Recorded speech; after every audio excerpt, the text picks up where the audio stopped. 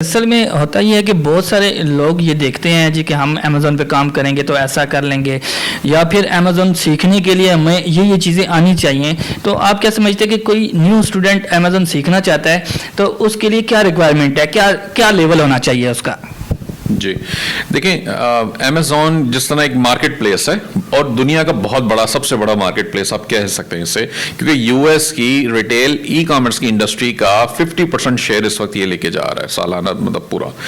अब होता क्या है कि सारा कुछ अंग्रेजी में है। आपको एक तो सबसे पहले कि इतनी अंग्रेजी कम से कम आनी चाहिए कि आप उसको पढ़ लिख सकें, आप समझ सकें कि वो क्या क्या रहा है और आपने क्या कहना है।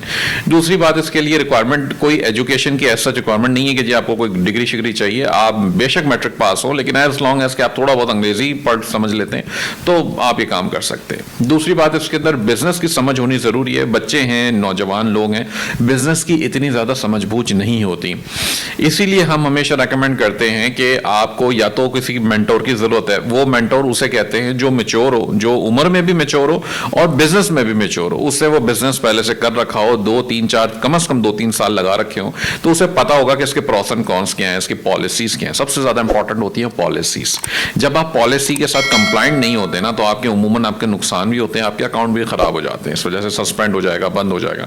ये दुनिया भर का है, ये तो गोरे लोग हैं, इनका तो जाहिर सी बात है बहुत ज्यादा ये बाय द बुक्स चलने की कोशिश करते हैं, बोलते हैं जी ये चीज लिखी है तो ये करनी है।